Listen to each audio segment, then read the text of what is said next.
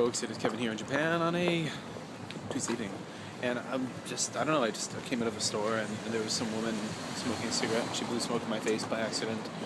And it was pretty funky and nasty, and I got to admit that I really hate the smell of cigarette smoke. And so I'm a non-smoker, but what I wanted to kind of mention was a story about one of the best things I ever did in my life. And what was that? That was quitting smoking. So I am a reformed smoker, and I'm not one of those preachy ones. You know, if you're having a smoke, I'm not going to be like, you shouldn't do pot. It's bad for you.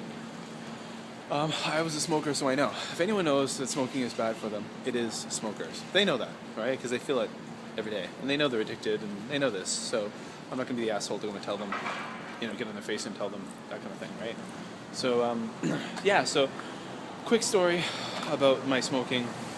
I started smoking when I was in university. I hung out with a lot of musicians, artists, actors. They all smoked. Spent lots of time in coffee shops. To be honest, at that point, I didn't drink very much. I was of age, but I spent most of my time just drinking coffee in coffee shops and smoking. You could smoke in the coffee shops in those days. So I started smoking.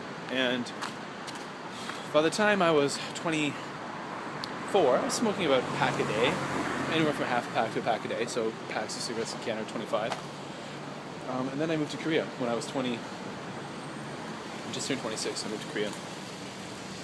26 and a half. And when I got to Korea, it was amazing at how cheap cigarettes were. Because in Canada, it was, I think at the time, it was like $8 a pack or something like that. It was pretty limited where you could smoke. So I scratched my nose. Or cheek. So when I got to Korea, I could buy like the premium cigarettes, like Dunhills and stuff, for only the equivalent of about $1.50 Canadian a pack. So I started smoking Dunhill Lights. And in Asia, a lot more people smoke than in North America, my culture. And you could pretty much smoke anywhere you wanted.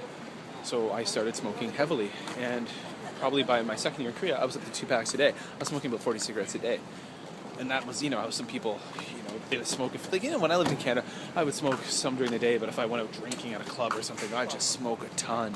You know, I could go to a club, and if I drank too much, I might buy a pack of smokes just before I went to the club. And then the next morning, wake up, try to get a cigarette, and I didn't have any because I'd smoked 25 of them.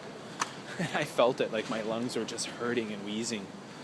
So basically, fast forward, living in Seoul, South Korea, and it was a hot summer day. And some of you have been following me for many years, maybe you've heard the story before. But a hot summer day, very hazy, very bad air quality in Seoul, especially in the summer.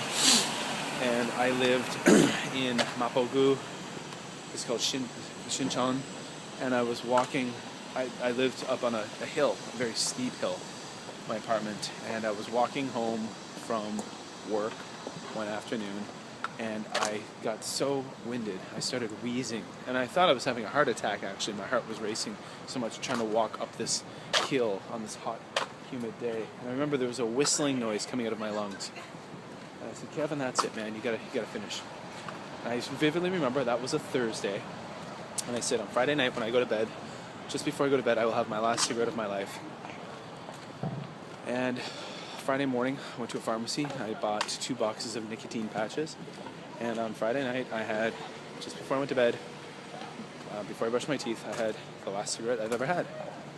And the nicotine patches helped, but I suppose I was so disgusted with myself and worried about myself that I really had the mental fortitude and resilience. I'd made the decision that it was time to stop. And that was it. That was 2000. When was that?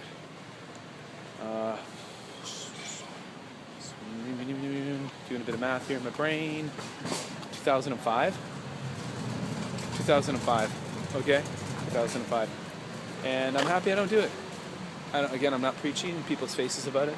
Because people who smoke know that it's something they probably shouldn't be doing. They know that. I knew that.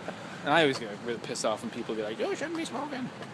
But I don't know, and I'm glad I do. And that was probably the best decision I've ever made, health-wise. So, for you guys out there, a question to you. Have you ever made a really wise health decision? Did you lose a bunch of weight? Did you decide it was time to get fit? Did you decide it was time to start doing something better, eat better, eating more fruit, more vegetables, something simple like that? It can make a big difference in life. So have you ever made a decision to just kind of improve your health and get things going better? Let me know, leave a comment below.